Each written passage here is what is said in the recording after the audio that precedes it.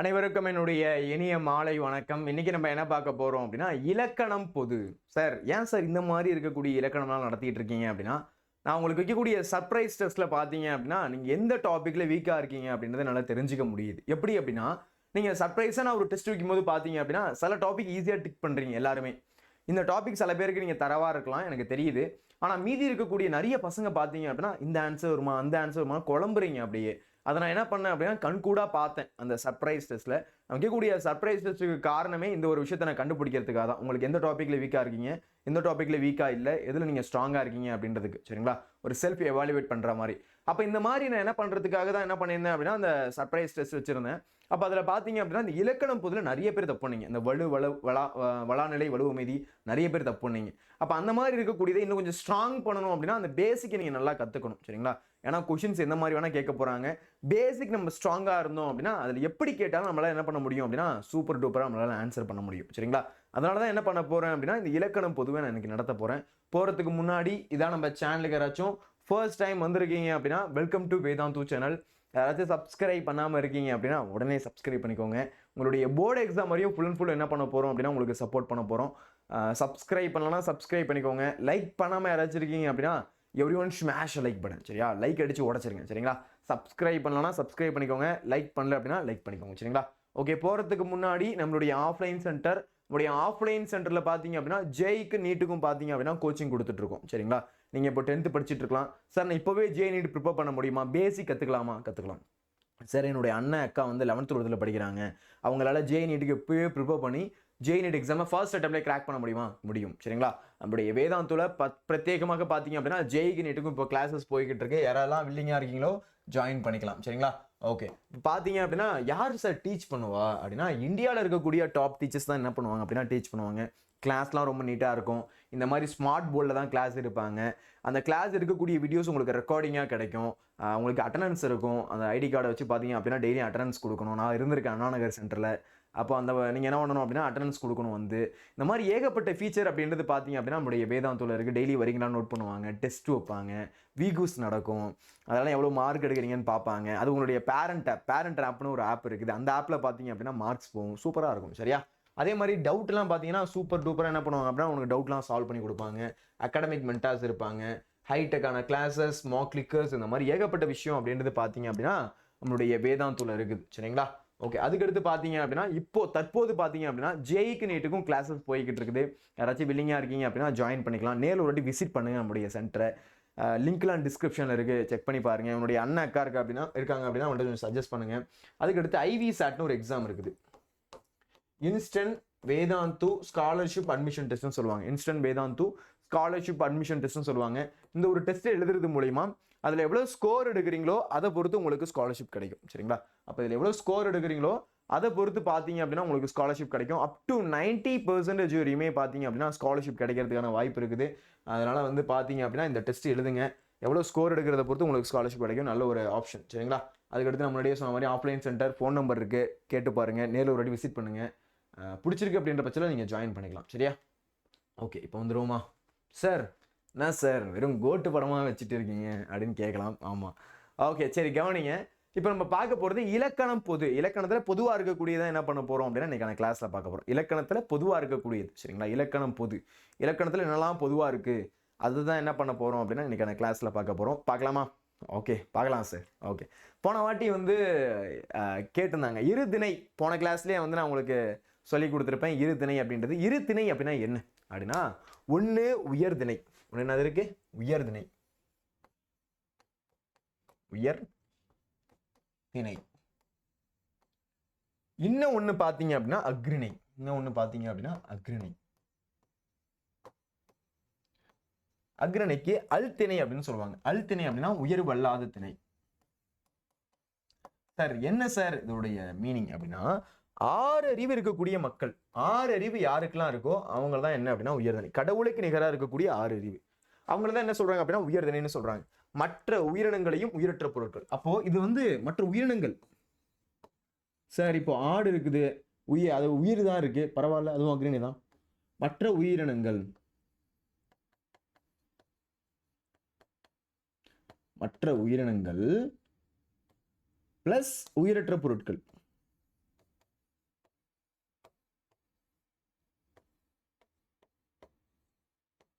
அப்ப மற்ற உயிரினங்களையும் உயிரற்ற பொருட்களையுமே என்னதான் சொல்றாங்க, அதுதான் அக்ரிணை அப்படின்னு சொல்றாங்க. சார் இப்போ என்கிட்ட ஒரு பையன் கேட்டார், நல்ல கேள்வி, சூப்பர் கேள்வி. அதாவது சார் இப்போ மாடு சொல்றீங்க சார், ஆனா எங்க வீட்டுல மாடை வந்து நாங்க சாமியா கும்பிடுறோம் சார், போட்டோலாம் வச்சு நாங்க சாமியா கும்பிடுறோம் சார், அப்போ வந்து அது எப்படி சார் வந்து அக்ரிணையில வரும், அது உயர்திணை தானே அப்படின்னு கேட்குறீங்க. நல்ல ஒரு கேள்விதான். அதாவது நம்ம கடவுள், அப்போ இப்போ எக்ஸாம்பிளுக்கு பார்த்தீங்க அப்படின்னா நம்ம பிசிக்கலா பார்க்கும்போது பார்த்தீங்க அப்படின்னா ஒரு மாடு இருக்குது. அந்த மாட்டுக்கு எத்தனை அறிவு இருக்குது? 5 அறிவு அப்படின்னு சொல்லலாம், 4 அறிவு அப்படின்னு சொல்றோம். ஆக்சுவலா அதுக்கு என்ன கிடையாது, பகுத்தறிதல் அப்படின்றது கிடையாது, பேச்சு திறன் அப்படின்றது கிடையாது, பேச முடியாது மாடால. சரியா?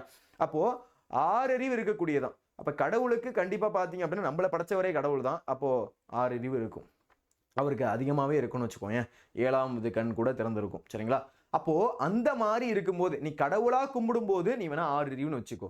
ஆனா உயிரினங்கள்ல குறிப்பிடும் போது, உயிரினம் அடுத்த உயிரற்ற பொருட்களை குறிப்பிடும் போது அது அக்ரிணை தான். சரிங்களா? நீங்க கடவுள் அப்படின்னா ஒரு வார்த்தை சொன்னதே என்னது, கடவுள் பிளஸ் மனிதன். சரியா? அப்ப கடவுளா நீ கும்பிடும் போது அது உயர்திணை. நீங்க அதுக்குன்னு வந்து சார் மாடுன்னு நீங்க வந்து கடவுளா கும்பிடும் போது மாடுன்னு சொல்ல மாட்டீங்க, ஆடுன்னு சொல்ல மாட்டீங்க, கடவுள் தான் சொல்லுவீங்க. கரெக்டா? மாடுன்னு சொல்லுவியா? இப்ப கடவுளுடைய போட்டோ வீட்டுல வச்சிருக்கீங்க, அதாவது என்ன பண்றீங்க, அது என்ன சொல்றதுடா, அது மாடு அந்த இருக்கக்கூடிய போட்டோ வச்சிருக்கீங்க. நம்ம வந்து மாடு நான் சொல்லுவோம், எனக்கே வந்து ஒரு மாதிரி இருக்குது. மாடு நம்ம என்ன பண்ண மாட்டோம் அப்படின்னா சொல்ல மாட்டோம், கடவுள் அப்படின்னு என்ன பண்ணுவோம் பார்ப்போம். அப்போ அந்த மாதிரி இருக்கும்போது நம்ம என்ன பண்றோம் அப்படின்னா உயர்திணைன்னு சொல்லிக்கிறோம். ஆனா பிசிக்கலா பார்க்கும்போது நம்ம நார்மலா ஒரு மாடை பார்க்குறோம், ஆடை பார்க்குறோம் அப்படின்னா அவங்க அக்ரிணை தான். சரிங்களா? ஓகே, அதனால வந்து பிரிச்சுக்கோங்க. ஏன்னா இந்த ஒரு டவுட் நல்ல டவுட் தான் இது, வந்து நான் நிறைய இடத்துல வந்து நான் கேட்டிருக்கேன் இந்த மாதிரி டவுட் பசங்க கேட்கறது, இந்த வந்து தெரிஞ்சுக்கோங்க. சரிங்களா? இப்போ 6 அறிவு இருக்கக்கூடிய மக்கள், அதுக்கு அடுத்து கடவுள். சரிங்களா? உங்களை விட என்ன சொல்றோம், உயர்திணைன்னு சொல்றோம். பாக்கி இருக்கக்கூடிய எல்லாமே அக்ரிணை தான். பாக்கி இருக்கக்கூடிய எல்லாமே அக்ரிணை தான். இப்போ மற்ற உயிரினங்களையும் உயிரற்ற பொருட்களையும் தான் என்ன சொல்றாங்க, அக்ரிணை அப்படின்னு சொல்றாங்க. அக்ரிணைக்கு இன்னொன்று என்னது, அல்திணை. அக்ரிணைக்கு இன்னொன்று என்ன சொல்றாங்க, அல்திணை. சொல்லுங்க பார்க்கலாம், அல்திணை, அதுதான் அக்ரிணை அப்படின்னு சொல்றாங்க. அல்திணை, அக்ரிணை. சரிங்களா? அல்திணை, அக்ரிணை. இப்ப 6 அறிவு இருக்கக்கூடிய மக்கள் உயர்திணை என்றும், 6 அறிவு கூடியிருக்கக்கூடிய மக்களை உயர்திணை என்றும், மற்ற உயிரினங்களையும் உயிரற்ற பொருட்களையும் அக்ரிணை என்று கூறுகிறார்கள். சரிங்களா? மற்ற உயிரினங்கள் என்ன சொல்றாங்க, அக்ரிணை என்று சொல்கிறார்கள். எல்லாருக்கும் புரியுதா? எழுத்து நல்லா தெரியுதா? 6 அறிவு இருக்கக்கூடிய மக்களை உயர்திணை என்றும், மற்ற உயிரினங்களையும் உயிரற்ற பொருட்களையும் அக்ரிணை அல்திணை என்று வழங்குவர். ஒரு வாட்டி பார்க்குறேன், ஓரளவு கிளியரா தான் இருக்குது. ஏன்னா பிரைட்னஸ் கொஞ்சம் கம்மி பண்ணிக்கவா, ஒரு பாயிண்ட் கம்மி பண்ணிக்கலாம்.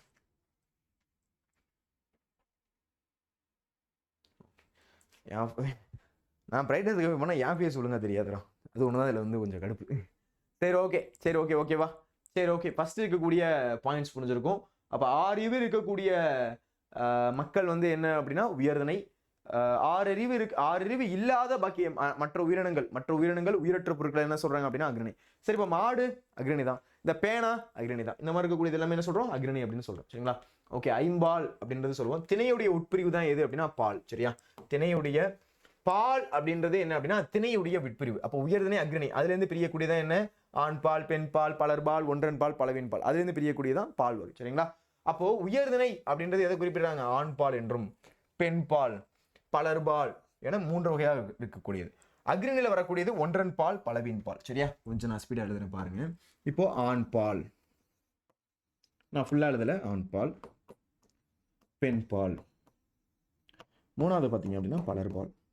இந்த இடத்துல 3 இருக்கா, ஆண் பெண் பலர் அப்படின்னு இருக்கா. இப்ப ஆண் பால் அப்படின்றது பாத்தீங்க அப்படின்னா ஆணை பத்தி குறிக்கக்கூடியது, ஒரு ஆண். இது எல்லாமே பாத்தீங்க அப்படின்னா 6 அறிவு இருக்கக்கூடியவங்களை பத்தி பேசக்கூடியது. 6 அறிவு இருக்கக்கூடியவங்களை பத்தி பேசக்கூடியது. அப்ப 6 அறிவு இருக்கக்கூடியவங்களை பத்தி பேசுனுச்சு அப்படின்னா அது உயர்திணை. கரெக்டா?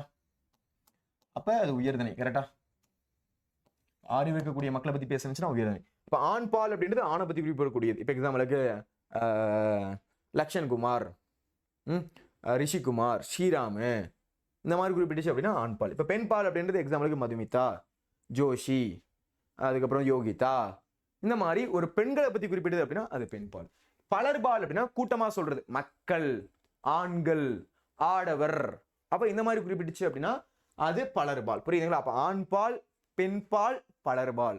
ஆண் பால் அப்படின்றது ஆணை பத்தி குறிப்பிடக்கூடியது, பெண் பால் அப்படின்றது பெண்ணை பத்தி குறிப்பிடக்கூடியது, பலர்பால் அப்படின்றது எல்லாத்த பத்தி குறிப்பிடக்கூடியது. அப்படியே வந்து காமனா சொல்லக்கூடியது ஆண்கள், மக்கள். மக்கள்ன்றது ஆண்களும் கலந்துருப்பாங்க, பெண்களும் கலந்துருப்பாங்க. அப்ப காமனா சொல்லும் போது மக்கள் அப்படின்னு சொல்லுவோம். இந்த மாதிரி குறிப்பிடக்கூடியதுதான் பலர்பால் அப்படின்னு சொல்றோம். இந்த மாதிரி குறிப்பிடக்கூடியதுதான் பலர்பால் அப்படின்னு சொல்றோம். சரிங்களா? இப்ப பால் அப்படின்றது திணையுடைய உட்பிரிவு, பால் பகுப்பு பிரிவு இது 5 வகைப்படும். எத்தனை வகைப்படும்? 5 வகைப்படும். ஆண் பால், பெண் பால், பலர்பால். இது 3 பாத்தீங்க அப்படின்னா எதுல சொல்றாங்க? இது 3 உயர்திணைக்குள்ள வரக்கூடியது. எதுக்குள்ள வரக்கூடியது? உயர்திணை. இது 3 பாத்தீங்க அப்படின்னா உயர்திணைக்குள்ள வரக்கூடியது. சரிங்களா? இதுவே அக்ரணை அப்படின்னா அக்ரணிக்குள்ள வரக்கூடியது அப்படின்றது ஒன்றன் பால் பலவின் பால்.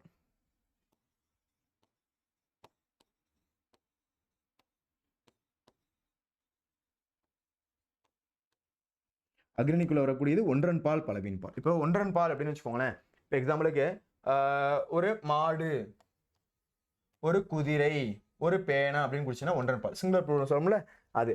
பலவின் பால் அப்படின்னா மாடுகள், குதிரைகள், ப்ளூரல்ல சொல்றது. இந்த மாதிரி வரக்கூடியது அப்படின்றது என்ன அப்படின்னா பலவின் பால். சரிங்களா?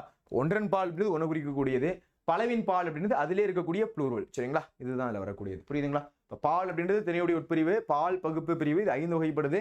உயர்திணை என்றது ஆண் பால், பெண் பால், பலர்பால்ன்றது 3 பிரிவு இருக்கு. அக்ரணியில ஒன்றன் பால் பலவின் பால் அப்படின்னு 2 பிரிவுகள் இருக்குது. சரிங்களா? சரி, ஓகே. அடுத்து பாருங்க உயர்திணைக்குரிய பால் பகுப்புகள். உயர்திணைக்குரிய பால் பகுப்புகள் என்னென்ன இருக்குது? உயர்திணைக்குரிய பால் பகுப்புகள் அப்படின்றது என்னென்ன இருக்குது அப்படின்றத நம்ம பார்க்கலாம். சரிங்களா? இப்போ எக்ஸாம்பிளுக்கு நான் சொன்ன மாதிரி பாருங்க, வீரன், அண்ணன், மருதன்.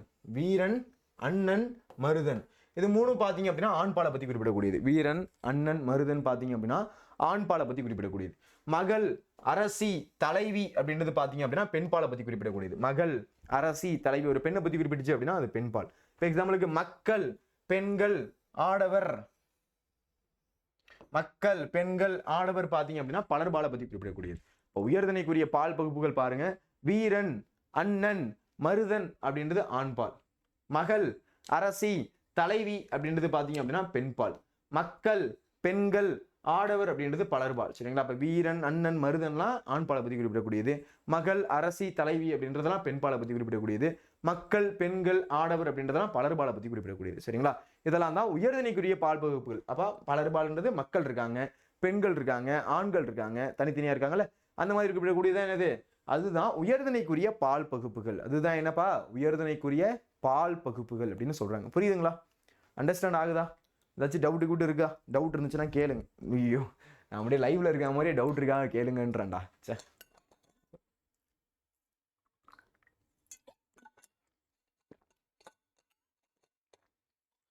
சரி, ஓகே. அடுத்து போயிடலாமா?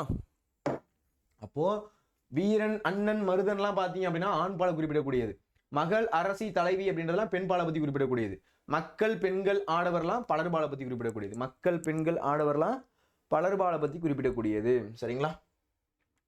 அடுத்து அக்ரணிக்குரிய பால் பகுப்புகள் என்னென்ன இருக்கு? அக்ரணிக்குரிய பால் பகுப்புகள் என்னென்ன இருக்குது அப்படின்னு பார்ப்போமா? அக்ரணிக்கு இருக்கக்கூடிய பால் பகுப்புகள். அக்ரணியில் ஒன்றனை குறிப்பது ஒன்றன் பால். அக்ரணியில ஒன்றை குறிச்சோம் அப்படின்னா அது ஒன்றன் பால். யானை, புறா, மலை.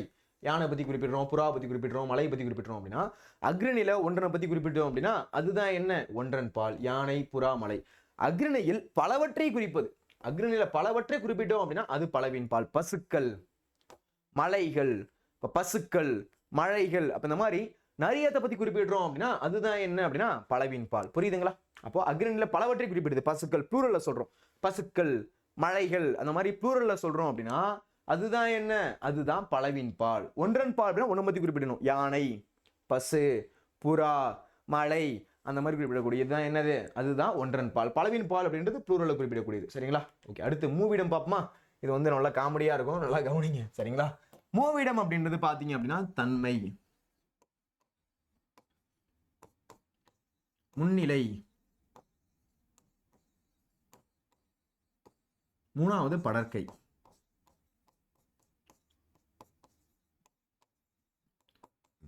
தன்மை, முன்னிலை, படர்க்கை. தன்மைன்றது தன்னை பத்தி குறிப்பிடக்கூடியதுரா. இப்ப எக்ஸாம்பிளுக்கு நான் கிளாஸ் எடுத்துக்கிட்டு இருக்கேன். நான் என்ன பண்றேன்? கிளாஸ் எடுத்துட்டு இருக்கேன். இது என்னை பத்தி குறிப்பிடக்கூடியது, நான். இப்ப நீங்க என்ன பண்றீங்க? எல்லாரும் கிளாஸை கவனிக்கிறீங்க. அப்போ நீ கிளாஸ் கவனிக்கிறாய், நீ வகுப்பு கவனிக்கிற. நீ அப்படின்றது முன்னிலை. படர்க்கை அப்படின்றது என்ன தெரியுமா? இன்னொருத்தனை பத்தி குறிப்பிடக்கூடியது. அவன், அவள், அவர், அது அப்படின்னு அவை அப்படின்னு வந்து படக்கை அப்படின்னா இன்னொருத்தனை பத்தி குறிப்பிடக்கூடியது. அப்போ தன்மை அப்படின்றது தன்னை பத்தி குறிப்பிடக்கூடியது. நான் கிளாஸ் எடுத்துட்டு இருக்கேன், இப்போ இதே வந்து நான், ஷிமான் சார், அப்புறம் வந்து சுபா மேம், நாங்கள் எல்லாரும் சேர்ந்து கிளாஸ் எடுக்க போகிறோம் அப்படின்னா நாங்கள் கிளாஸ் எடுக்க போகிறோம். நாங்கள் அப்படின்னா ப்ளூரலில் சொல்கிறோம். சரிங்களா? அங்கே அப்போ வீன்னு சொல்லுவோம்ல, அந்த மாதிரி. அப்போது தன்மைன்றது என்னை பற்றி குறிப்பிடக்கூடியது. இப்போ முன்னிலைன்றது நீ, நீங்கள் அப்படின்னு சொல்லணும் அப்படின்னா அது முன்னிலை. படக்கை அப்படின்றது அவன், அவள், அவர், அது, அவை அப்படின்னு, அதாவது இன்னொருத்தரை பற்றி குறிப்பிடக்கூடியது. இப்போ உன்னோட இப்போ நீ ஸ்கூலுக்கு போயிருக்க, ஸ்கூலுக்கு போயிட்டு என்ன பண்ணுறாங்க அப்படின்னா உன் ஃப்ரெண்டு வரல, உன் ஃப்ரெண்டு ஒன்றை தெளிவாக சொல்லி அனுப்பிச்சிருக்கான். டே எனக்கு உடம்பு சரியில்லடா, கொஞ்சம் ஸ்கூலில் கொஞ்சம் சொல்லிடுறியா, இன்னைக்கு எனக்கு லீவு போடுறேன் சொல்லிடுறியா அப்படின்னு சொல்லி அனுப்பி விட்டுருப்பான். நீ என்ன பண்ணுவ, நான் மட்டும் ஸ்கூல் லீவு போடல, நீ மட்டும் ஸ்கூல் லீவ் போடுறியா அப்படின்னு ஸ்கூலுக்கு போனோடனே மிஸ் என்ன பண்ணுறாங்க, நீ தான் அவனுடைய பெஸ்ட் ஃப்ரெண்டு, கேட்குறாங்க எங்கடா அவன் ஃப்ரெண்டு அப்படின்னு கேட்குறாங்க.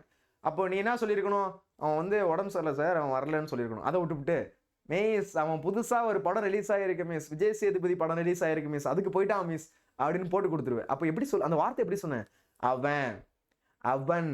இப்போ பொண்ணுங்களா இருந்தீங்கன்னா அவ, அவள். அப்போ அவன், அவள், அவர், அது, அவை இதெல்லாம் குறிப்பிட்டுச்சு அப்படின்னா அது என்ன சொல்கிறோம், படற்கை அப்படின்னு சொல்கிறோம். சரிங்களா? அது என்ன சொல்கிறோம், படற்கை அப்படின்னு சொல்லுவோம். இதை விட எக்ஸாம்பிள் பெருசாக ஒன்றும் இருக்காதுன்னு நினைக்கிறேன். இதெல்லாம் ரியல் டைமில் நீ நடக்கக்கூடிய ஒன்று. சரியா? கண்டிப்பாக அதெல்லாம் போட்டு கொடுப்பேன். ஓகே. அப்போ இந்த மாதிரி தன்மை அப்படின்னா நான், என்னை பற்றி குறிப்பிடக்கூடியது. முன்னிலைனா நீ, உன்னை பற்றி குறிப்பிடக்கூடியது. படக்கை அப்படின்னா அவன், அவள், அவர் அப்படின்னு இன்னொருத்தவங்களை பற்றி குறிப்பிடக்கூடியது. சரியா? அதுதான் படற்கை. அப்போ புரியுதுங்களா? தன்மை, முன்னிலை, படற்கை அப்படின்றது புரிஞ்சிருக்கும்னு நினைக்கிறேன். இப்போ ஃபஸ்ட்டு பாருங்க, இது வந்து ஒரு பெரிய ஒரு பாக்ஸு புரிய வைக்கிறேன். சரிங்களா? இப்போ வந்து தன்மை, முன்னிலை, படற்கை. ஃபர்ஸ்ட் தன்மை, முன்னிலை, படற்கை எல்லாருக்கும் புரிஞ்சிருக்கும்னு நினைக்கிறேன். தன்மைனா என்னை பற்றி குறிப்பிடுறது, முன்னிலைனா உங்களை பற்றி குறிப்பிடுறது, படற்கை அப்படின்னா இன்னொருத்தவங்களை பற்றி குறிப்பிடுறது. இப்போ தன்மையில பார்த்தா அப்படின்னா ரெண்டா பிரிக்கலாம்டா. தன்மை என்ன பண்றோம், ரெண்டா பிரிக்க முடியும். ரெண்டா பிரிப்போமா? பாருங்க, தன்மை பெயர்கள், தன்மை வினைகள், தன்மை பெயர்கள், தன்மை வினைகள், முன்னிலை பெயர்கள், முன்னிலை வினைகள், முன்னிலை பெயர்கள், முன்னிலை வினைகள், படற்கை பெயர்கள், படற்கை வினைகள், படற்கை பெயர்கள், படற்கை வினைகள். இப்போ இந்த இடத்துல கவனிங்களேன், தன்மை பெயர், தன்மை வினை. தன்மை பெயர் அப்படின்னு வச்சுக்கோங்களேன், நான், யான், நாம், யாம். இப்போ ஒன்றும் கிடையாது. இப்போ நான் என்னை பற்றி குறிப்பிடுறேன். அதுக்கு அடுத்து யான்னா என்னை பற்றி தான். இதில் வந்து இருக்கக்கூடிய சில வார்த்தைகள் பார்த்தீங்கன்னா செயல் வழக்கு. யாம் இருக்க பயமேன் அப்படின்னு சொல்லுவோம். யாம் இருக்க பயமேன். அப்போ யாம், நான் இருக்கிறதுக்கு ஏன் உனக்கு பயம். சில வார்த்தை செயல் வார்த்தையா இருக்கும், தெரியாம இருக்கும், கவலைப்படாதீங்க. சரியா? அப்ப நான், யான், நாம், நாங்க. அப்போ எங்களை பத்தி குறிப்பிடணும். இப்ப நான் வந்து என்ன பண்றேன் அப்படின்னா நிக்கிறேன். இப்ப நானும் ஷிமான் சார் இருந்தோம் அப்படின்னா நாங்க, நாம் அப்படின்னு நான் சொல்லுவேன். நாம். சரிங்களா? இப்போ நான், நாம், யான், யாம் அப்படின்னு சொல்லக்கூடியதெல்லாம் என்ன அப்படின்னா அதுதான் வந்து தன்மை பெயர். அது என்ன சொல்றாங்க, தன்மை பெயர். வினைனா செயல். வினைனா என்ன, அது செயல். வினையை குறிப்பிட்டோம் அப்படின்னா அது செயல். இப்போ எக்ஸாம்பிளுக்கு பாருங்க, தன்மை வினை, தன்மை வினை. இப்ப நான் வந்தேன். இப்போ எக்ஸாம்பிள் சொல்லலாம்னா நான் கிளாஸ் எடுக்க வந்தேன். நான் என்ன பண்ணேன், கிளாஸ் எடுக்கிறதுக்காக வந்தேன். இப்போ நான், ஷிமான் சார், சுபா மேம் 3 பேரும் கிளாஸ் எடுக்கணும்னு வச்சுக்கோங்க. நாங்க கிளாஸ் எடுக்க வந்தோம். நாங்க கிளாஸ் எடுக்க வந்தோம். அப்போ நான் வந்தேன், நாம் வந்தோம். நான் வந்தேன், நாம் வந்தோம். இப்போ தன்மை பெயர்கள், தன்மை வினைகள். தன்மை பெயர் அப்படின்றது என்ன, நான், யான், நாம், யாம். நான், யான், நாம், யாம். தன்மை வினைன்றது என்ன, நான் வந்தேன், நாங்க வந்தோம். நான் வந்தேன், நாங்க வந்தோம். புரியுதுங்களா? இப்போ தன்மை பெயர்கள், தன்மை வினைகள். தன்மை பெயர் அப்படின்றது என்ன, நான், யான், நாம், யாம். தன்மை வினை என்ன, வந்தேன், வந்தோம். வந்தேன், வந்தோம். சரிங்களா? ஓகே. அடுத்து முன்னிலை பெயர்கள். முன்னிலை பெயர் பார்ப்போமா? நீ, நீர், நீ வீர், நீங்கள். இப்போ எக்ஸாம்பிளுக்கு உங்களை சொல்றேன், நீ கிளாஸ் கவனிக்கிற. நீங்க என்ன பண்றீங்க, வகுப்பு கவனிக்கிறீங்க. நீ கிளாஸ் கவனிக்கிற.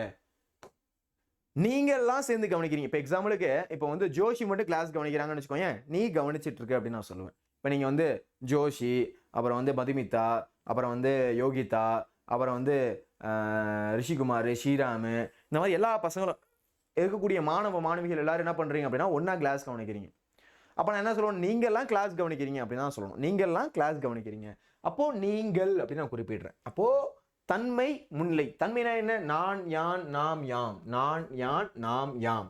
அப்போ தன்னை பற்றி குறிப்பிடுறது நான் அப்படி குறிப்பிட்டுச்சுன்னா அது தன்னை பற்றி குறிப்பிடுது. தன்மை வினைனா நான் வந்தேன், நாங்களாம் வந்தோம் அப்படின்றது தன்மை. சரிங்களா? முன்னிலை அப்படின்றது நீ கிளாஸ் கவனிக்கிற, நீங்கள் கிளாஸ் கவனித்து கொண்டிருக்கீர்கள். இப்போ ஒருத்தவங்க மட்டும் பார்த்தா நான் எப்படி சொல்லணும், நீ கிளாஸ் கவனிக்கிற, நீ வந்து வகுப்பு கவனிக்கிற. இப்போ நீங்கள்லாம் சேர்ந்து கவனிக்கிறீங்க அப்படின்னா நீங்கள்லாம் சேர்ந்து வகுப்பு கவனிக்கிறீங்க. நீங்கள்லாம், நீங்கள் அப்படின்றத குறிப்பிடுறேன். இப்போ அடுத்து முன்னிலை வினைகள்.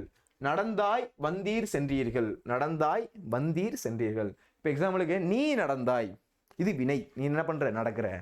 நீ ஓடுற, நீ தூங்குற அப்படின்னு சொல்றேன். இப்ப நீ நடந்தாய், நீ வந்தீர், இதெல்லாம் செயல் விளக்கு சொற்கள். நீங்கள் சென்றீர்கள், நீங்கெல்லாம் சேர்ந்து என்ன பண்றீங்க, ஊருக்கு போறீங்க. அப்போ நீங்கள் எல்லாம் சென்றீர்கள். புரியுதுங்களா? அப்ப நீ நீங்கள் ப்ளூரல்ல வருது. ஆனா அதோடைய அர்த்தம் என்ன? அதோடைய அர்த்தம் என்ன? வினையில சொல்றோம், ஒரு செயல்ல சொல்றோம். சரிங்களா? செயலை தான் இங்க குறிப்பிடுறோம். அப்போ தன்மை பெயர்னா என்ன, தன்மை வினைனா என்ன? பெயர் அப்படின்றது நானு, யானு, நாமு, யாமு, வந்தேன், வந்தோம். இப்ப தன்மை வினை இது, தன்மை பெயர் இது. சரிங்களா? இது முன்னிலை பெயர் அப்படின்னா நீர், நீர், நீவீர், நீங்கள். சரிங்களா? முன்னிலை வினைகள் அப்படின்றது நடந்தாய், வந்தீர், சென்றீர்கள். சரிங்களா? இப்ப படற்கை பெயர்கள் வந்துருவோமா? இப்போ எப்படி சொல்லுவீங்க? அவன், அவள். ஸ்கூல்ல வந்து என்ன பண்ணுவோம், முன்னாடி இருக்கக்கூடிய பெஞ்சில் ஒருத்தவங்க 2 பேர் பசங்க கிளாஸ்ல உட்காந்துருக்கும் போது அவனை என்ன பண்ணுவோம், நடு தலையில கொட்டி விட்டுருவோம். கொட்டி விட்டுட்டு நம்ம போட்டு என்ன பண்ணுவோம், சைலண்டா உட்காந்துருப்போம். அவன் திரும்பி பார்ப்பான், என்னடா அவன் யாருடா நம்மளை கொட்டினது அப்படின்ற மாதிரி பார்ப்போம். நம்ம என்ன சொல்லுவோம், டக்குன்னு இவன் தான்டா கொட்டினான், அவன் தான்டா கொட்டினான், அவன் கொட்டினான், இவன் கொட்டினான் அப்படின்னு என்ன பண்ணுவோம், மாத்தி சொல்லுவோம். அப்போ அவன், அவள், அவர், அது, அவை அப்படின்னு சொல்லக்கூடியது படற்கை பெயர்கள். படற்கை வினைகள் பார்த்தீங்கன்னா அவன் வந்தான், அவன் போனான், அவன் சென்றான் அப்படின்னு சொல்றது. அவன் சென்றாள், அவர்கள் படித்தனர், அவர்கள் பேசினார்கள், அது பறந்தது, அவை பறந்தன அப்படின்னு சொல்லக்கூடியது படற்கை வினை. சரிங்களா? வினைனா செயல். சரிங்களா? இந்த மாதிரி செயலை குறிப்பிட்டுச்சு அப்படின்னா அது வினை. செயலை குறிப்பிட்டுச்சு அப்படின்னாலே என்னது, அது வினை. சரிங்களா? இதுல இருக்கக்கூடிய டிஃபரன்ஸ் உங்களுக்கு தெரியணும். புரியுதுங்களா? அப்போ செயலை குறிப்பிட்டுச்சு அப்படின்னா அது வினைடா. சரி, செயலை குறிப்பிட்டுச்சு அப்படின்னா வினை. பாருங்க, தன்மை பெயர்கள், தன்மை வினைகள். தன்மை பெயர் அப்படின்றது நான், யான், நாம், யாம் அப்படின்னு குறிப்பிட்டுச்சுன்னா தன்மை பெயர். தன்மை வினைன்றது வந்தேன், வந்தோம் அப்படின்னு குறிப்பிட்டுச்சுன்னா தன்மை வினை. வந்தேன், வந்தோம் அப்படின்னு குறிப்பிட்டுச்சுன்னா தன்மை வினை. சரிங்களா? நீ, நீர், நீவீர், நீங்கள்லாம் முன்னிலை பெயர்கள். நீர், நீர், நீவீர், நீங்கள் அப்படின்னு குறிப்பிட்டுச்சுன்னா முன்னிலை பெயர்கள். முன்னிலை வினைகள் நடந்தாய், வந்தீர், சென்றீர்கள். நடந்தாய், வந்தீர், சென்றீர்கள் அப்படின்றது முன்னிலை வினைகள். அதுக்கடுத்து அவன், அவள், அவர், அது, அவை அப்படின்றது பார்த்தீங்க அப்படின்னா படற்கை பெயர்கள். அதாவது அவன், அவர், அவள், அது, அவை, அந்த மாதிரி சொல்லணும் அப்படின்னா அது படற்கை பெயர்கள். அவன் வந்தான், அவள் சென்றாள், அவர்கள் படித்தனர், அவர்கள் பேசினார்கள், அது பறந்தது, அவை பறந்தன, அந்த மாதிரி சொல்லக்கூடியது வினைகள். சரிங்களா? ஒரு அண்டர்ஸ்டாண்ட் ஆகும்னு நினைக்கிறேன், புரியும்னு நினைக்கிறேன். இதுதான் நான் போன வாட்டி என்ன பண்ணேன் அப்படின்னா கொஷினாக கொண்டு வந்து கேட்டேன். நிறைய பேர் தப்பு பண்ணீங்க. சரியா? கொஞ்சம் ட்ரை பண்ணுங்க. சரியா? கொஞ்சம் ட்ரை பண்ணீங்க அப்படின்னா கண்டுபிடிச்சி எழுதிடலாம். சரியா? ஓகே, நம்ம இப்போ அடுத்து போயிடலாமா? ரெடியா? ஓகே, சரி, ஓகே. சரி, அடுத்து பாருங்க. ஓகே, வலு, வளாநிலை, வலுவமைதி. இது நிறைய பேருக்கு டவுட்டா இருக்குது. ஓகேவா? நல்லா கவனிக்கணும். சரியா? வலு, வளாநிலை,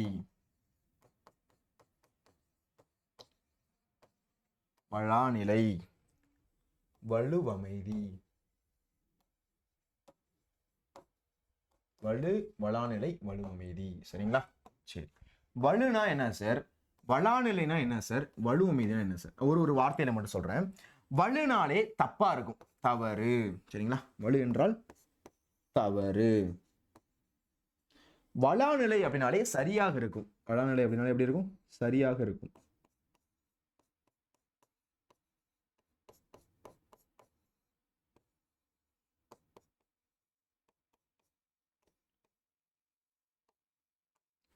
வலு அமைதி அப்படின்னா ஆக்சுவலா தவறாக இருக்கும். அந்த சென்டென்ஸ் தவறாக தான் இருக்கும். ஆனால் இலக்கண ஆசிரியர்களால அதை சரின்னு சொல்லுவாங்க.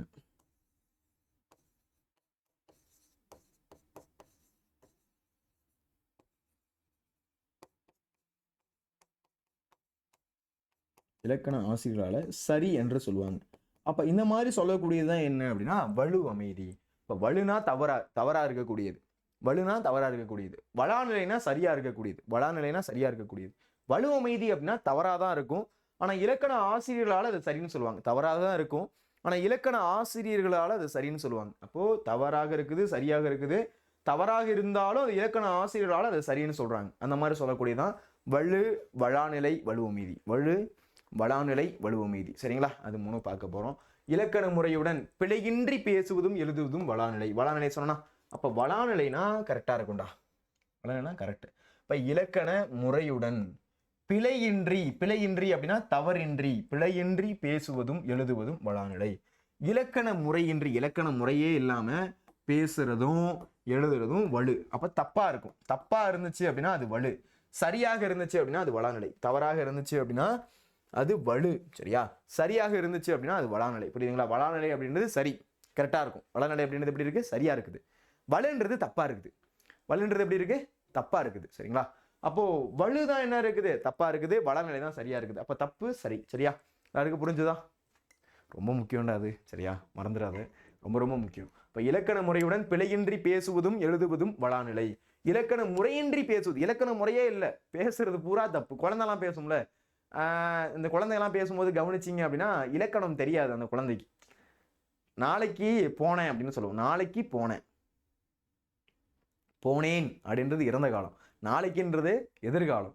அப்போ அந்த மாதிரி பார்த்தீங்க அப்படின்னா குழப்பி குழப்பி குழப்பி குழப்பி பேசுவாங்க. அப்போ தப்பா பேசுனுச்சு, தப்பா பேசுனா வலு. சரியா? சரியாக பேசணும் அப்படின்னா வளாநிலை. சரியாக பேசணும் அப்படின்னா வளாநிலை.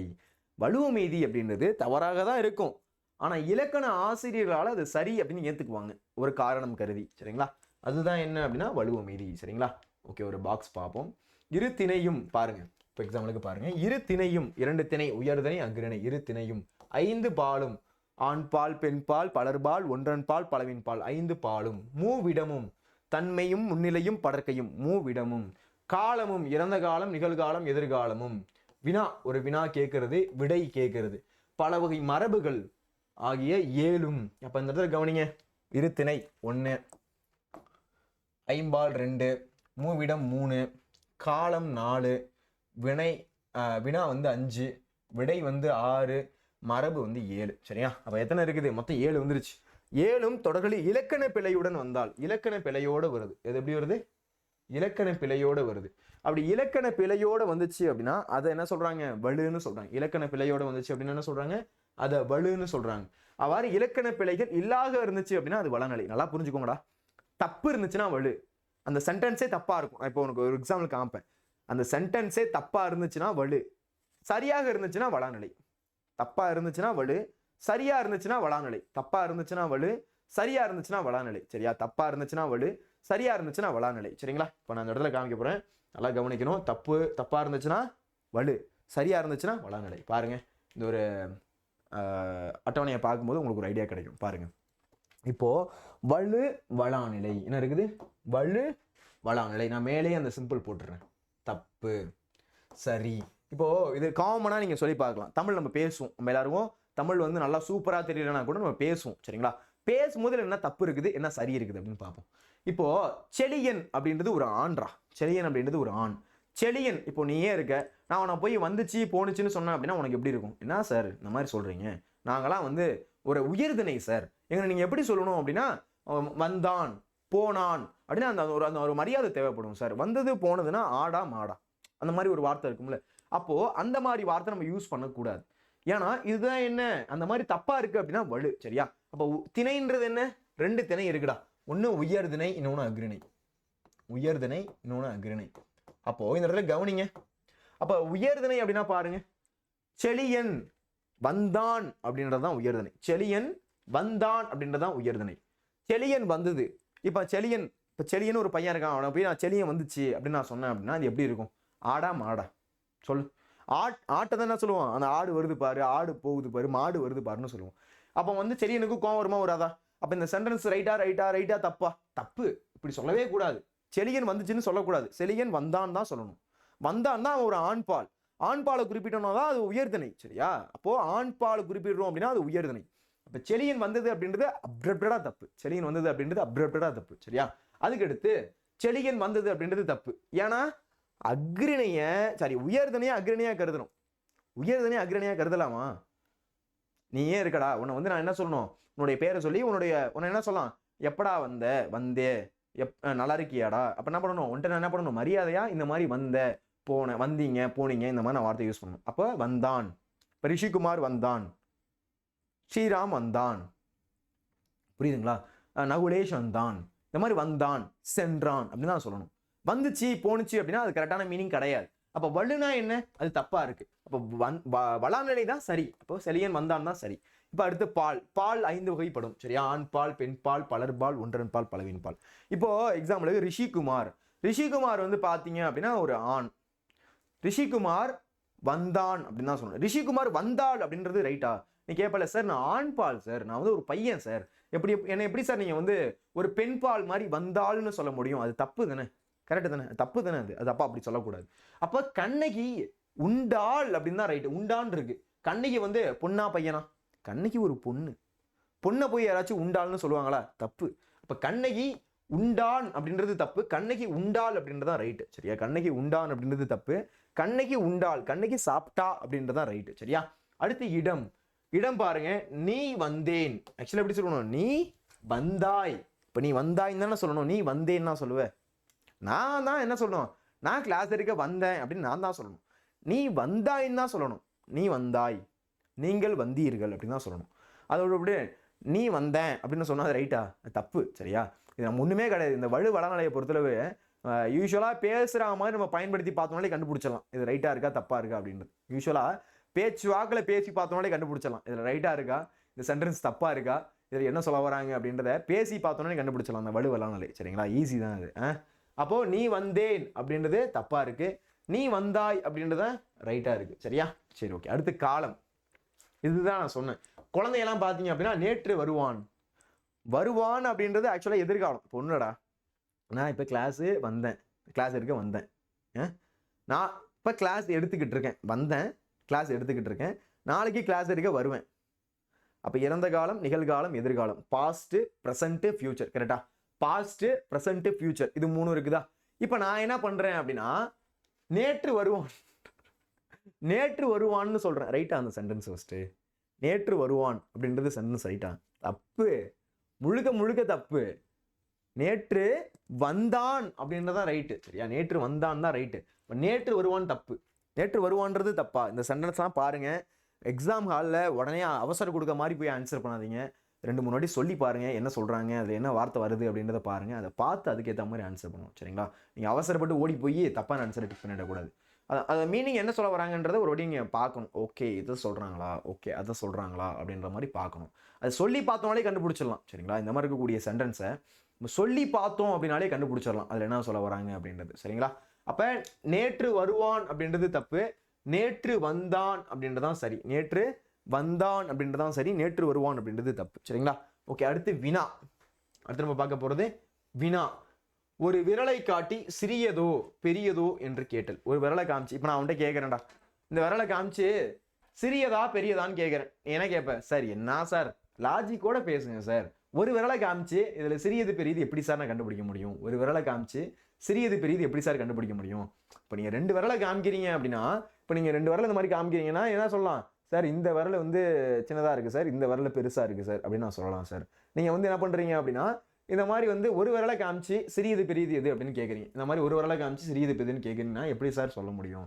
சொல்ல முடியாதுல்ல. அப்போ இந்த மாதிரி 2 விரலை காமிச்சு சிறியது பெரியதுன்னு கேட்டால் மட்டும் தான் என்ன பண்ண முடியும்? கரெக்டாக ஐடென்டிஃபை பண்ணி ஆன்சர் பண்ண முடியும். அதை விட்டு ஒரு விரலை காமிச்சு சிறியது பெரியது கேட்டால் கொஷினே தப்பு, கேட்குற கொஷினே தப்பு. கரெக்டாக சொல்வியா? சார் கேட்குற கொஷினே வந்து கரெக்டாக இல்லை சார் இப்படி சொல்வியா? அப்போ அதுதான் சொல்கிறாங்க. அப்போ ஒரு விரலை காட்டி சிறியதோ பெரியதோ என்று கேட்டல், ஒரு விரலை காமிச்சு சிறியது பெரியதுன்னு கேட்குறது தப்பு. அப்போ ஆக்சுவலாக என்ன ஆன்சராக இருக்கணும்? 2 விரல்களை காட்டி சிறியது பெரியதுன்னு கேட்கணும். அதுதான் ரைட்டு. அப்போ ஆக்சுவலாக இது தப்பு, வலுனா தப்பாக இருக்குது. அதாவது அந்த சென்டென்ஸ் சொல்ல வரக்கூடிய விஷயமே தப்பாக இருக்கும். அப்போ அந்த மாதிரி தப்பாக இருக்கக்கூடியதை என்ன சொல்கிறாங்க? வலு அப்படின்னு சொல்கிறாங்க. புரியுதுங்களா? உங்களுக்கு ஏதாச்சும் அண்டர்ஸ்டாண்ட் ஆகுதா?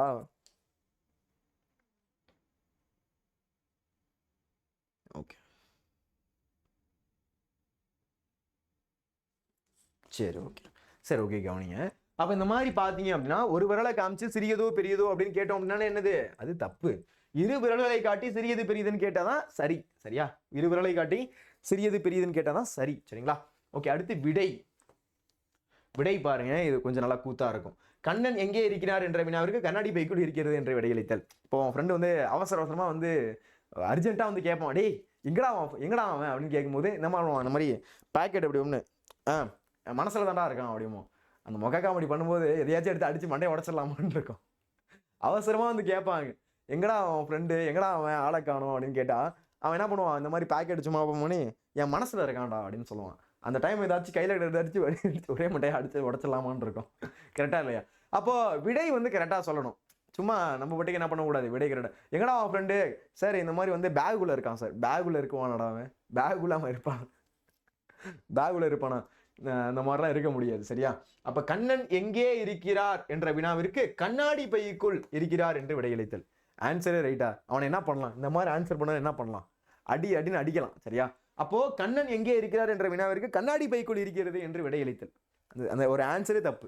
அப்ப இந்த ஆன்சர் எப்படி இருக்கு? தப்பா இருக்கு. ஆக்சுவலா என்ன ஆன்சர் சொல்லியிருக்கணும்? கண்ணன் எங்கே இருக்கிறார் என்ற வினாவிற்கு கண்ணன் வீட்டில் இருக்கிறார் என்று விடையளித்தல் கரெக்ட். ஒன்னு வீட்டில் இருக்கான்னு சொல்லணும், இல்ல ஊருக்கு போயிருக்கான்னு சொல்லணும், இல்ல வேற எங்கேயாச்சும் போயிருக்கான்னு சொல்லணும், இல்ல ரெஸ்ட் ரூம் போயிருக்கான்னு சொல்லணும். ஏதாச்சும் ஒன்று சொல்லணும். சார் அவன் என் மனசுல இருக்கான் சார், சார் அவன் என் பேக்ல இருக்கான் சார் அப்படின்னு சொன்னோம் அப்படின்னா அது ரைட்டா? அது முழுக்க முழுக்க தப்பு. சரியா? அந்த மாதிரிலாம் சென்டென்ஸ் யூஸ் பண்ணக்கூடாது. அப்போ செலியன் வந்தது அப்படின்றது தப்பு, செலியன் வந்தான்றது ரைட்டு. கண்ணகி உண்டான் அப்படின்றது தப்பு, கண்ணகி உண்டான் தான் ரைட்டு. நீ வந்தேன்றது தப்பு, நீ வந்தாய் தான் ரைட்டு. நேற்று வருவான் அப்படின்றது தப்பு, நேற்று வந்தான் அப்படின்றதான் ரைட்டு. ஒரு விரலை காமிச்சு சிறியதோ பெரியதோன்னு கேட்கறது அப்படின்றது தப்பு, இரு விரலை காமிச்சு தான் சிறியது பெரியது கேட்கணும். கண்ணன் எங்கே இருக்கிறார் என்ற வினாவிற்கு கண்ணாடி பைக்குள் இருக்கிறது என்று விடையளித்தல் அப்படின்றது தப்பு. கண்ணன் எங்கே இருக்கிறார் என்ற வினாவிற்கு கண்ணன் வீட்டிற்குள் இருக்கிறார் என்று விடையளித்தல் தான் ரைட். அதுக்கடுத்து மரபு. இப்போ எதுக்கு வருவோம்? மரபுக்கு வருவோமா? தென்னை மரங்கள் உள்ள பகுதியை தென்னந்தோட்டம்னு சொல்றாங்க. தென்னந்தோட்டம்ன்றது தப்புடா, தென்னந்தோப்புன்னு சொல்லணும். சரியா? நான் இதுக்கு என்ன பண்றேன் அப்படின்னா தனியாக ஒன்று கொண்டு வரேன். சரியா? இது வந்து உங்களுக்கு தனியாக ஒரு பிளான் பண்ணியிருக்கேன். இந்த மாதிரி என்ன பண்ணுறேன் அப்படின்னா இந்த ஒரு கீ பாயிண்ட்ஸ்லாம் நான் தனியாக கொடுக்குறேன், அதை நீங்கள் யூஸ் பண்ணிக்கலாம். சரியா? கீ பாயிண்ட்ஸ் அப்படின்றது நான் தனியாக கொடுக்குறேன், அதை நீங்கள் யூஸ் பண்ணிக்கலாம். சரிங்களா? சரி, ஓகே. அடுத்து போவோமா? ஓகே, அடுத்து பாருங்க வலு அமைதி. அடுத்து நம்ம பார்க்க போகிறது வலு அமைதி. வலு அமைதினா என்ன சார்? சார் இப்போ வலு வளநிலை பக்காவாக புரிஞ்சிருச்சு சார், பக்கா கிளியர் சார். வலு அமைதியை சொல்லுங்க சார். நேற்று இதில் தான் தப்பு பண்ணாங்க, பார்த்தேன். சர்ப்ரைஸ் டெஸ்ட்டில் பார்த்தேன். சர்ப்ரைஸ் டெஸ்ட்ன்றது சும்மா வைக்கிறேன்னு நினச்சிக்காதரா, நீ எந்த டாப்பிக்கில் வீக்காக இருக்குன்றதை கண்டுபிடிக்கிறதுக்காக வைக்கக்கூடியது. சரியா? ஓகே, கண்டிப்பாக அப்கமிங்கில் இருக்குது. ஆக்சுவலாக இந்த வீக்லேயே நான் 2 பிளான் பண்ணியிருந்தேன், முடியல. சரியா? ஓகே, அடுத்தடுத்து நான் கண்டிப்பாக வந்து சர்ப்ரைஸ் டெஸ்ட் அதுக்கப்புறம் நிறைய வரப்போகுது. ஓகேவா? சரி, ஓகே. அடுத்து நம்ம பார்க்க போகிறது என்ன அப்படின்னா வலு அமைதி.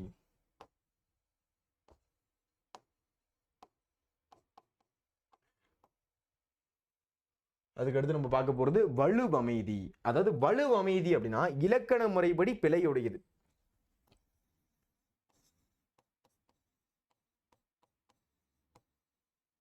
இலக்கண முறைப்படி பார்த்தீங்க அப்படின்னா பிழையுடையது.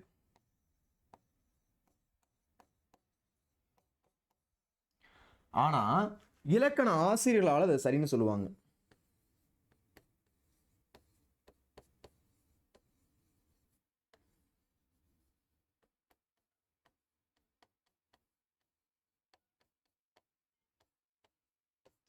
அப்போ இலக்கண முறைப்படி தவறு, ஆனா இலக்கண ஆசிரியர்களால் அது சரின்னு சொல்றாங்க. அப்ப இலக்கண முறைப்படி தவறு, ஆனா இலக்கண ஆசிரியர்களால் அது சரின்னு சொல்றாங்க. இப்ப அந்த மாதிரி சரின்னு சொல்லக்கூடியதான் வலு அமைதி. அப்ப இலக்கண முறைப்படி தப்பு சார், அப்புறம் எப்படி சார் அதை சரின்னு சொல்ல முடியும்?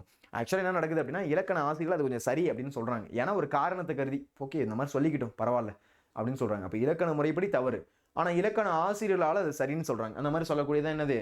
அதுதான் வலு அமைதி. அப்ப இந்த இடத்துல கவனிங்களேன், இலக்கண முறைப்படி பிழையுடையது எனினும் இலக்கண ஆசிரியர்களால் ஏதேனும் ஒரு காரணம் கருதி பிழை என்று என ஏற்றுக்கொள்ளப்படுவது வலுவமீதி. அது தப்பு கிடையாது அப்படின்னு ஏற்றுக்கொள்ளக்கூடியது வலுவமீதி.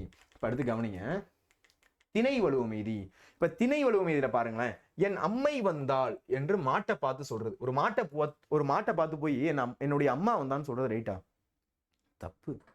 ஒரு மாட்டை பார்த்து போய் என் அம்மை வந்தாள், அவன் என்ன சொல்லுவான்? வீட்டை என்ன சொல்லுவான்? வந்துச்சு போனுச்சுன்னு சொல்லுவான். ஆனா வந்து இங்க உவப்பின் காரணமாக, உவப்புனா ஒரு அன்பின் காரணமாக என்ன பண்றாங்க அப்படின்னா என் அம்மை வந்தது அப்படின்னு என்ன பண்றாங்க?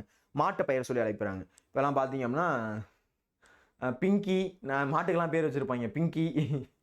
பிங்கி வந்து மாட்டுடைய பேரும். அப்புறம் பிங்கி, அப்புறம் வந்து இந்த மாதிரி பேர்லாம் என்ன பண்ணுவாங்க? லக்ஷ்மி, இந்த மாதிரிலாம் பார்த்தீங்க அப்படின்னா மாட்டுக்கு பேர் வச்சிருப்பாங்க. தப்புன்னெலாம் சொல்லலை. காமாட்சி, இந்த மாதிரிலாம் பார்த்தீங்க அப்படின்னா மாட்டுக்கு பேர் வச்சிருப்பாங்க. அப்படி பேர் வைக்கும்போது பார்த்தீங்க அப்படின்னா அழைப்பாங்க. எதுக்குன்னா ஒரு அன்போடு அழைக்கக்கூடியது. சரிங்களா? அப்போது அந்த மாதிரி அக்ரிணை ஆக்சுவலாக வந்து உயிரினம் என்ன சொல்கிறோம்? அக்ரிணையை உயர்தனையாக கருதுறாங்க. அப்படி கருதும் போது ஏதேனும் ஒரு காரணம் கருதி ஓகே பரவாயில்ல வச்சுக்கோங்க, ஏன் வச்சுக்கோங்க, கொஞ்சம் அன்பின் காரணமாக வச்சுக்கிறாங்க, அதனால அது சரி அப்படின்னு ஏற்றுக்கிறாங்க. அதுதான் திணை வலுவமீதி என்று மாட்டை பார்த்து கூறுவது திணை வலுவமீதி. இங்க ஓப்பு அப்படின்னா ஒரு அன்பு, ஒரு துக்கம், ஒரு சோகம், ஒரு இரக்கம், ஒரு அன்பு, ஒரு சந்தோஷம், அதுக்காக அந்த காரணமாக அக்ரிணை உயர்தனையாக கருதப்படுது. அந்த அக்ரிணை உயர்தனையாக கருதப்படுது. அக்ரிணை அப்படின்னா ஆடு மாடு உயிரற்ற பொருட்கள். உயர்தனை அப்படின்றது ஆறில் இருக்கக்கூடிய மக்கள். அப்ப அக்ரிணையை உயர்தனையாக கருதுறாங்க. அந்த மாதிரி கருதக்கூடியதான் திணை வலுவமீதி. அதுதான் என்ன? திணை வலுவமீதி. சரிங்களா? அதுக்கு அடுத்து பாருங்க பால் வலுவமீதி. அதுக்கு அடுத்து பாத்தீங்க அப்படின்னா பால் வலுவமீதி. பால் வலுவமீதி நல்லா தெரியும். ஆக்சுவலா வந்து இப்போ பையன்டா நீனு சரியா, இப்போ ரிஷிகுமார், ஸ்ரீராமு, நிறைய பசங்க இருக்கீங்க சரியா. நீங்களாம் என்ன பண்றீங்க அப்படின்னா ஊருக்கு போறீங்க, உன்னுடைய தாத்தா வீட்டுக்கோ இல்லை பாட்டி வீட்டுக்கோ போறீங்க. அங்க போகும்போது பாத்தீங்க அப்படின்னா உங்களை எப்படி கூப்பிடுவாங்க? வாடி, எப்படி வந்த, நல்லா இருக்கியாடி அப்படின்னு கேட்பாங்க. கேட்டிருக்கியா? எங்க ஊர் சைட்லாம் என்ன பேசுவாங்கடா, கொஞ்சம் ஊருக்குலாம் போனோம் அப்படின்னா நம்மளை வந்து வாடா போடான்னு சொல்ல மாட்டாங்க, அந்த வாடி போடின்னு பேசுவாங்க. ஏன்னா கொஞ்சம் ஒரு அன்பு காரணமாக, ஒரு அன்போட கூப்பிடுறதுக்குனால வாடி போடி அப்படின்னு என்ன பண்ணுவாங்க, கூப்பிடுவாங்க. இப்போ வாடி போடின்னு பார்த்தீங்க அப்படின்னா பெண்களை தான் சொல்லணும், ஆனால் ஆண்களை சொல்றாங்க மாற்றி. அப்போ வாடா ராசா, வாடா கண்ணா அப்படின்னு ஒரு பெண்ணை பார்த்து சொல்றாங்க. இது வந்து பெண்களே பேசிப்பாங்க, பெண்களுக்குள்ளேயே பார்த்தீங்க அப்படின்னா வாடா எப்படா வந்து அப்படிலாம் பேசிப்பாங்க. கொஞ்சம் அதெல்லாம் கேட்டிருப்பீங்கன்னு நினைக்கிறேன், ஸ்கூல்ல கூட கேட்டிருக்கலாம் சரியா. பெண்களே பேசிப்பாங்க. ஏதாவது ஊருக்கு போனால் கொஞ்சம் வயசானவங்க பேசினா கூட ஓகே, ஆனால் பெண்களுக்குள்ளேயே பேசிப்பாங்க. வாடா எப்படி இருக்கடா, நல்லா இருக்கியாடா அப்படின்னு பெண்களுக்குள்ளேயே பேசிப்பாங்க. கேட்டிருக்கியா? அப்போ அந்த மாதிரி பேசுறாங்க. இப்போ வாடா ராசா, வாடா கண்ணா அப்படின்னு தன்னுடைய மகளை பார்த்து தாய் அழைப்பது அப்படின்றது பால் உணவு மீதி சரியா. வாடா ராசா, வாடா கண்ணா அப்படின்னு தன்னுடைய மகளை பார்த்து தாய் அழைப்பது. அப்போ அந்த பெண்களை பார்த்து எப்படி சொல்றாங்க? வாடா ராசா, வாடா கண்ணா, வாடா அப்படின்னு என்ன பண்ணுவாங்க, வாடா போடான்னு பேசிப்பாங்க ஒரு பெண்ணை பார்த்து சரியா. அந்த மாதிரி இருக்கக்கூடியது என்ன சொல்றாங்க, அதுதான் பால் வலுவு மீதி. உவப்பின் காரணமாக பெண் பால் ஆண் பாலா கருதப்படுது. அப்போ ஃபர்ஸ்ட் ரிஷிகுமார் அவங்கலாம் போகும்போது என்ன சொன்னாங்க, ஆண் பாலை பெண் பாலா கருதுனாங்க. இந்த இடத்துல பெண் பாலை ஆண் பாலா கருதுறாங்க. அப்போ இந்த மாதிரி கருதக்கூடியதுதான் பால் வலுவு மீதி அப்படின்னு சொல்றாங்க. புரியுதுங்களா? இப்போ ஒன்றும் கிடையாது. இப்போ மதுமிதா, யோகிதா இந்த மாதிரி இருக்கக்கூடிய பெண்கள்லாம் என்ன பண்றாங்க அப்படின்னா ஊருக்கு போறாங்கன்னு வச்சுக்கோங்களேன். அப்ப பெண்களை வந்து என்ன சொல்லணும், யூஸ்வலாக சொல்லும் போது வா பாப்பா போன்னு சொல்லலாம், இல்லைனா வந்து வாடி போடின்னு அவங்க வீட்டுல இருந்து உரிமையோட கூப்பிட்டுக்கலாம். அதை விட்டுவிட்டு வாடா போடா அப்படின்னு கூப்பிடுறாங்க அப்படின்னு வச்சுக்கோங்களேன். அது எப்படி இருக்கும், எப்படா இருக்கும்? கரெக்டா இருக்காது கரெக்டா. அப்ப ஆனா வந்து ஒரு அன்பு காரணமாக சரியா பெண்களுக்குள்ளேயே வாடி போடின்னு பேசிப்பாங்க. ஆனா அது அப்படியே மாறி வாடா போடான்னு பேசிக்கிறாங்க. ஆனா இங்க எதுக்காக அந்த மாதிரி பேசிக்கிறாங்க? ஒரு அன்பின் காரணமாக பேசிக்கிறாங்க. ஒரு அன்பின் காரணமாக என்ன பண்றாங்க, அவங்க பேசிக்கிறாங்க. அப்ப அதுதான் என்ன, பால் வலுவ மீதி. அதுதான் என்ன, பால் வலுவ மீதி. வலுவ மீதி அப்படின்னா தவறாக இருக்குது, ஆனா இலக்கண ஆசிரியர்களால அது சரின்னு சொல்றாங்க. அப்ப பால் அப்படின்றது ஆண் பாலை பெண் பாலாவும் பெண் பாலை ஆண் பாலாவும் கருதக்கூடியதுதான் பால் வலுவ மீதி அப்படின்னு சொல்றாங்க. அடுத்து இட வலுவ மீதி பாருங்க. இட வலுவ மீதி அப்படின்றது தன்மை முன்னிலை படற்கை சரிங்களா. இப்ப நான் பொய் சொல்ல மாட்டேன் அப்படின்னா நான் எப்படி சொல்லணும், நான் வந்து சொல்லணும் ஓப்பனா, சார் நான் பொய் சொல்ல மாட்டேன் சார். இப்போ நீ ஏன் என்கிட்ட சொல்ற சார், நான் வந்து நீ வந்து சொல்ற இந்த மாதிரி டேய் சார் இந்த மாதிரி நான் வந்து எக்ஸாமில் வந்து 50க்கு 50 மார்க் எடுத்துட்டேன் சார் அப்படின்னு நான் வந்து சொன்ன உடனே நீ என்ன சொல்லணும், சார் நான் பொய் சொல்லலை சார், என்னுடைய மார்க் 50 தான், நீங்கள் வேணா பாருங்க அப்படின்னு என்ன பண்ணுறேன், என்னுடைய மார்க் சொல்கிறேன், உன்னுடைய மார்க் சொல்கிறேன். ஆனால் அதை டேரெக்டாக அப்படி சொல்லாமல் என்ன சொல்கிறேன் அப்படின்னா, இந்த மாறன் ஒரு நாளும் பொய் கூற மாட்டான். ஆக்சுவலாக நீ சொல்லும்போது எப்படி சொல்லியிருக்கலாம், நான் பொய் சொல்ல மாட்டேன் சார்னு சொல்லியிருக்கலாம். ஆனால் அவன் என்ன பண்ணுறான் அப்படின்னா, இந்த மாறன் அசோக் இன்னைக்கு குறிச்சுக்கோ உன்னுடைய டைரியில, அந்த மாதிரி இந்த மாறன் ஒரு நாளும் பொய் கூற மாட்டான், இந்த மாறன் ஒரு நாளும் பொய் கூற மாட்டான். ஆக்சுவலாக அவன் சொல்லும்போது என்ன சொல்லியிருக்கணும், தன்மையில சொல்லியிருக்கணும், நான் பொய் சொல்ல மாட்டேன் அப்படின்னு டைரக்டா சொல்லியிருக்கணும். அவனா சொல்லும்போது என்ன பண்றான், இந்த அப்படின்றது எதுல வருது, படக்கையில வருது. அந்த, இந்த, அவன், அவர், அது, அவை, இவை அதெல்லாம் பார்த்தீங்கன்னா படக்கை. அப்போ அவன் சொல்லும்போது என்ன சொல்றான், இந்த மாறன் ஒரு நாளும் பொய் கூற மாட்டான், இந்த மாறன் ஒரு நாளும் பொய் கூற மாட்டான். மாறன் என்பான் தன்னை பற்றி பிறரிடம் கூறும்போது இந்த மாறன் ஒரு நாளும் பொய் கூற மாட்டான் என தன்மையினை படக்கை இடத்தில் கூறுவதுதான் இடவலுவு மீதி. தன்மையினை படக்கை இடத்துல கூறுறதா என்ன, அதுதான் இடவலுவு மீதி. அப்போ மாறன் என்பான் தன்னை பற்றி பிறரிடம் கூறும்போது, மாறன் அப்படின்றவன் தன்னை பத்தி மற்றவங்கள்ட்ட சொல்லும்போது என்ன பண்றான், இந்த மாறன் ஒரு நாளும் பொய் கூற மாட்டான் அப்படின்னு என்ன பண்றாங்க, தன்மையினை படக்கை இடத்துல குறிப்பிடுறாங்க. அதுதான் என்ன, இடவலுவு மீதி. அதுதான் என்ன, இடவலுவு மீதி அப்படின்னு சொல்றாங்க. புரியுதுங்களா? அதுக்கு அடுத்து பாருங்க, கால வலுவ மீதி அப்படின்றது நம்ம பார்க்க போறோம். அடுத்து நம்ம பார்க்க போறது கால வலுவ மீதி. கால வலுவ மீதினா என்ன சார்? கால வலுவ மீதி அப்படின்றது ஒன்றும் கிடையாது. இப்போ எக்ஸாம்பிளுக்கு பாருங்க, குடியரசுத் தலைவர் நாளை தமிழகம் வருகிறார். குடியரசுத் தலைவர் நாளை தமிழகம் வருகிறார். அதாவது ஆக்சுவலா குடியரசுத் தலைவர் என்ன பண்ணுவாரு, நாளை தமிழகம் வருவார் அப்படின்னு அமையணும். என்ன பண்ணணும், வருவார் அப்படின்னு தான் இருக்கணும். அப்படிதான் அமையணும், வருவார். நாளைக்கு குடியரசுத் தலைவர் நாளைக்கு தமிழகம் வருவார் அப்படின்னு தான் இருக்கணும். ஆனா வருகிறார் அப்படின்னு கொடுக்குறாங்க. ஆக்சுவலா வருகிறார் அப்படின்றது என்ன, நிகழ்காலம். நிகழ்காலம் சரியா. அப்போ வருவார் அப்படின்றதான் எதிர்காலம், வருவார் அப்படின்னாதான் எதிர்காலம். அப்போ ஆக்சுவலா இவங்க சென்டென்ஸ் எப்படி கொடுத்துருக்கணும், குடியரசுத் தலைவர் நாளை தமிழகம் வருவார். ஆனா இங்க என்ன கொடுத்துருக்காங்க, வருகிறார் அப்படின்னு கொடுக்குறாங்க. தப்பு தானே அது. ஆனா அது சரின்னு இலக்கண ஆசிரியர்கள் ஏத்துக்கிறாங்க. ஏன் சார் இலக்கண ஆசிரியர்கள் சரின்னு சொல்றாங்க, இப்போ குடியரசுத் தலைவர் எவ்வளவு பெரிய ஆளு. இப்போ திரௌபதி முர்மு மாண்புமிகு திரௌபதி முர்மு அவர்கள் இருக்காங்க, நம்மளுடைய குடியரசுத் தலைவர் அம்மா. அவங்க வந்து இந்த மாதிரி வராங்கன்னு வச்சுக்கோங்களேன், இந்த மாதிரி ஒரு இடத்துக்கு வராங்க, அவங்களுடைய ஷெட்யூலில் வந்து அவங்க ஒரு இடத்துக்கு போகிறாங்கன்னு வச்சுக்கோங்களேன், கண்டிப்பாக என்ன பண்ணுவாங்க, அந்த பிளான் எங்கேயுமே சேஞ்ச் ஆகாது. அந்த பிளானு எங்கேயுமே சேஞ்ச் ஆகுது. கரெக்டாக என்ன பண்ணுவாங்க, ஒரு இடத்துல ஒரு இடத்துக்கு போவாங்க. அப்போது குடியரசுத் தலைவர் நாளை தமிழகம் வருகிறார் அப்படின்னு கொடுக்குறாங்க அப்படின்னா அவங்க கண்டிப்பாக வந்துடுவாங்க. அது உறுதித்தன்மை. அவங்க பிளான் போட்டாங்க அப்படின்னா அந்த பிளான் மாறுமா? எவ்வளோ பெரிய ப்ரொஃபைல் அவங்க, எவ்வளோ பெரிய ஆள் அவங்க பிளான் போட்டாங்க அப்படின்னா அது மாறுமா? மாறவே மாறாது. அப்போது இந்த தொடர் குடியரசுத் தலைவர் நாளை வருவார் என அமைதல் வேணும். குடியரசுத் தலைவர் நாளைக்கு வருவார் அப்படின்னு தான் அமையணும். அவ்வாறு அமையவில்லை என்றாலும் நாம் பிழையாக கருதுவதில்லை. அந்த மாதிரி இல்லைனாலும் அது பிழை கிடையாது. ஏன்னா அவங்க வருகையுடைய உறுதித்தன்மை, அவங்க கண்டிப்பாக வந்துடுவாங்க, நாளைக்கு கண்டிப்பாக வந்துடுவாங்க, எக்ஸாக்டாக வந்துடுவாங்க அப்படின்ற உறுதித்தன்மைக்காக தான் கால வலுவமைதியாக ஏற்றுக்கொள்ளப்படுகிறது. அதனால தான் சொல்கிறாங்க கால வலுவமைதியாக ஏற்றுக்கொள்கிறோம். இப்போ குடியரசுத் தலைவர் நாளை தமிழகம் வருகிறார், வருவார்னு தான் அமையணும். ஆனால் வருகிறார் அப்படின்னு குறிப்பிட்டிருக்காங்க. சரிங்களா? அப்போ எதிர்காலத்தை நிகழ்காலத்தில் குறிப்பிடுறாங்க, எதிர்காலத்தை நிகழ்காலத்தில் குறிப்பிடுறாங்க. அப்போ அதுதான் என்னது, கால வலுவமைதி அப்படின்றது. சரிங்களா?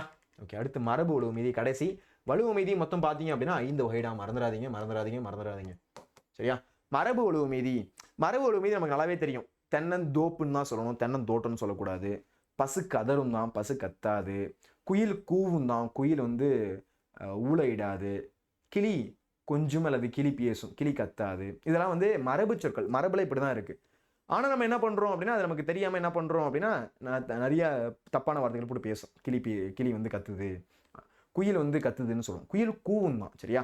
ஓகே, கத்தும் குயிலோசை சற்றே வந்து காதில் பட வேணும் அப்படின்னு பாரதியார் பாரு. குயில் என்ன பண்ணும், கூவும். குக்கு குக்கு அப்படின்னு என்ன பண்ணும், குயில் கூவும். குயில் என்ன பண்ணாது, கத்தாது. குயில் என்ன பண்ணாது, கத்தாது. அப்ப குயில் கூவும் அப்படின்றதான் மரபு. குயில் கூவும் அப்படின்றதான் மரபு. குயில் கத்தும் அப்படின்றது மரபு வலு. தப்பு ஆக்சுவலா. ஆனா இங்க கவிதையில பாரதியார் குறிப்பிட்டிருக்காரு. பாரதியார் எவ்வளவு பெரிய ஆளு. பாரதியாரே வந்து என்ன பண்றாரு, ஒரு இந்த பாட்டு அழகா இருக்கணும் அப்படின்றதுக்காக கத்துங்குயிலோசை சற்றே வந்து காதிர் பட வேணும் அப்படின்னு என்ன பண்றாரு, அவர் வந்து இயற்கையா ஏற்கணும் அப்படின்றதுக்காக ஏற்றுறாரு. அப்போ அதனாலதான் என்ன ஆகுது, குயில் கத்தும் அப்படின்றது மரபு வலு.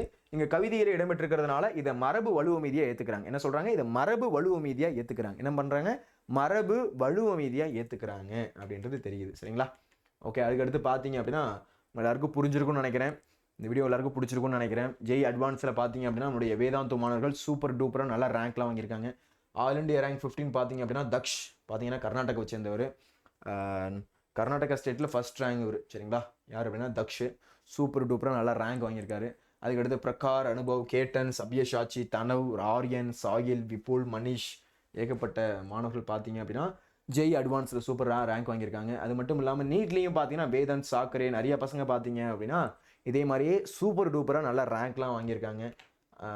இதே மாதிரி நம்மளுடைய வாட்ஸ்அப் சேனல் யாராச்சும் ஜாயின் பண்ணாமல் இருக்கீங்க அப்படின்னா ஜாயின் பண்ணிக்கோங்க. லிங்க் டிஸ்கிரிப்ஷனில் இருக்குது. எல்லாத்துடைய லிங்க் டிஸ்கிரிப்ஷனில் இருக்குது. இந்த வீடியோ எல்லாருக்கும் பிடிச்சிருக்குன்னு நினைக்கிறேன். பிடிச்சிருந்துச்சுன்னா ஒரு லைக்கை போடுங்க, உங்கள் ஃப்ரெண்ட்ஸ்க்கு ஷேர் பண்ணுங்கள். இது போன்ற யூஸ்ஃபுல்லான வீடியோஸ்க்கு போடுங்க சப்ஸ்கிரைபை. நன்றி, வணக்கம். இதே மாதிரி அடுத்த ஒரு வகுப்பில் சந்திக்கலாம். பாய். கண்டிப்பாக நான் வந்து லைவ் வரேன்டா. சரியா? ஓகே, இப்போதைக்கு கொஞ்சம் அட்ஜஸ்ட் பண்ணிக்கோங்க. ஓகே, பாய். எல்லாரும் படிங்க.